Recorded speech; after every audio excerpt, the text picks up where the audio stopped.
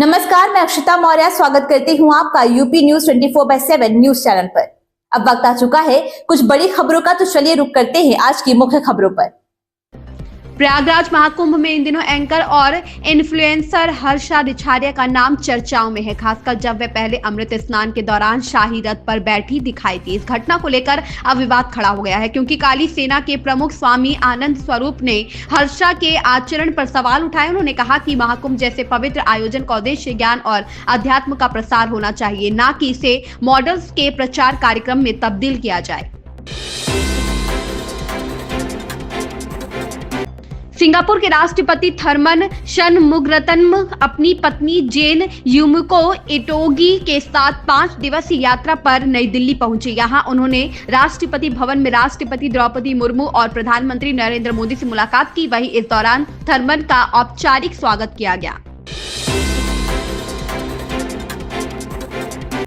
देश में निजी वाहन चालकों को टोल टैक्स में रियायत मिल सकती है। केंद्रीय सड़क परिवहन मंत्री नितिन गडकरी ने संकेत दिए हैं कि निजी वाहनों के लिए मासिक और सालाना पास देने पर विचार चल रहा है। ऐसा होने पर निजी वाहन मालिकों को कम टोल टैक्स का भुगतान करना पड़ेगा।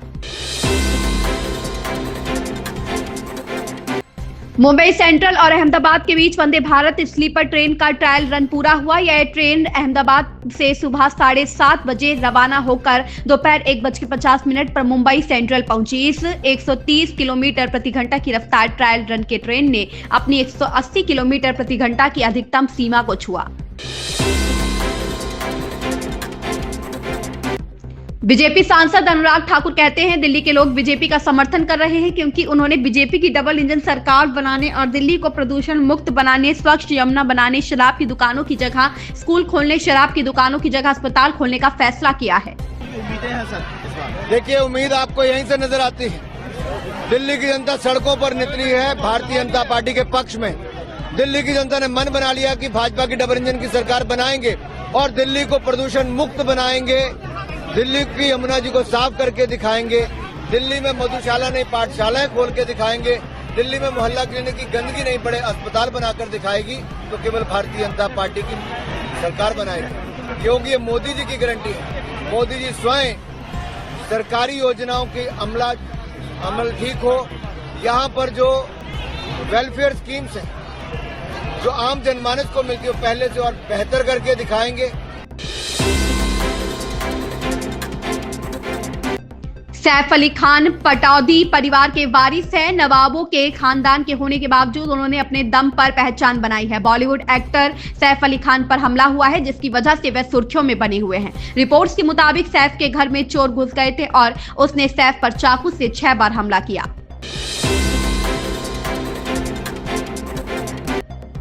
इसरो ने अंतरिक्ष में 2 सैटेलाइट को जोड़कर इतिहास रच दिया है। ऐसा करने वाला अमेरिका, रूस और चीन के बाद भारत चौथा देश बन गया है। इसरो ने 30 दिसंबर 2024 को स्पेस डॉकिंग एक्सपेरिमेंट लॉन्च किया था। डॉकिंग तकनीक तब आवश्यक होती है जब सामान्य मिशन के लिए कई रॉकेट लॉन्च की जरूरत होती है। इसके पहले 12 जनवरी को इसरो ने डॉकिंग का ट्रायल किया था।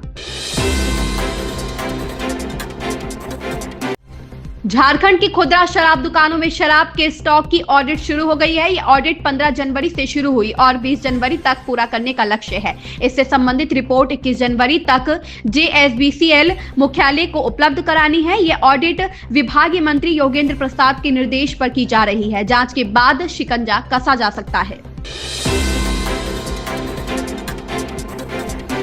IIT बॉम्बे से एरोस्पेस की पढ़ाई और 2 लाख महीने की नौकरी ठुकराकर अभय सिंह नागा सन्यासी बन गए। उनके इंजीनियरिंग से नागा सन्यासी बनने की वजह से जूना अखाड़ा चर्चा का विषय बना हुआ है। महाकुंभ को कवर करने और देश भर के मीडिया कर्मियों के उनके शिविर में तांता लगा हुआ है।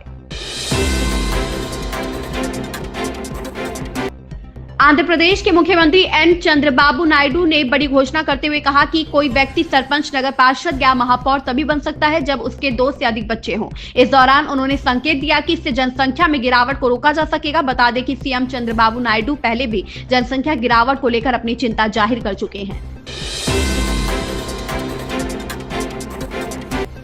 दिल्ली कांग्रेस अध्यक्ष और बादली विधानसभा क्षेत्र से कांग्रेस प्रत्याशी देवेंद्र यादव कहते हैं, आबकारी नीति के कारण केजरीवाल लगातार जेल में थे। इन दिनों वह जमानत पर बाहर है। हमने सोशल मीडिया पर सीएजी रिपोर्ट देखी है जिसमें साफ पता चलता है कि यह घोटाला है। 8 तारीख को संदीप जी ही नहीं जीतेंगे। दिल्ली में एक मजबूत सरकार भी बनाने का हम काम करेंगे। केजरीवाल के ऊपर जो ईडी का एक्शन होगा लिकर पॉलिसी के केस के ऊपर एमएचए ने उन्हें क्लियरेंस दिया, आपको लगता है इस बार के चुनाव में उसका भी प्रभाव पड़ेगा? देखिए, मुझे एक बात तो हम सबके सामने आया ही है कि ये एक्साइज पॉलिसी के चलते लगातार जेल में रहे।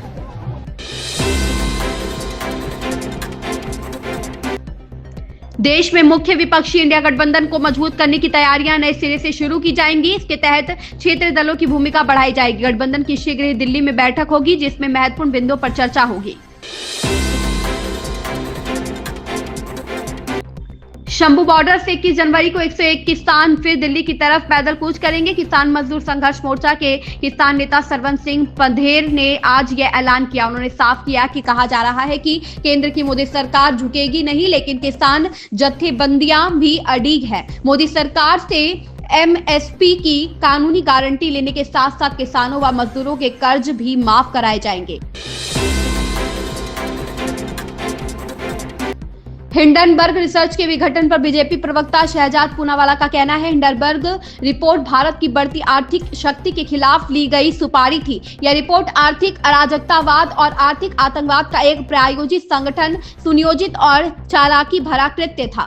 एक एजेंसी जो शॉर्ट सेलिंग में भी काम करती थी, हिंडनबर्ग, उसे बंद करने का ऐलान किया गया है। क्या कहना है? आज एक बात तो स्पष्ट है, जिस प्रकार की खबरें सामने आ रही है कि हिंडनबर्ग की जो रिपोर्ट थी वो एक सुपारी ली गई थी भारत की आर्थिक और भारत की जो बढ़ती हुई ताकत है उसके खिलाफ। किस प्रकार से भारत के आर्थिक हितों को नुकसान पहुंचाया जाए। रोहिणी विधानसभा सीट से बीजेपी उम्मीदवार विजेंद्र गुप्ता का कहना है, लोग अब अरविंद केजरीवाल पर भरोसा नहीं कर रहे हैं। उन्होंने लोगों को धोखा दिया है, इसलिए दिल्ली में मूड बदलाव लाने का है। मुझे लगता है कि जादूगर से बड़ी बात तो वो इनसे बड़ा झूठों का सरदार नहीं है। लोगों को कैसे गुमराह करना है, कैसे झूठ बोलना है, कैसे लोगों के इमोशन से खेलना है, कैसे लोगों को गुमराह करना है, यानी कि लोगों को की भावनाओं को मिसयूज करना है।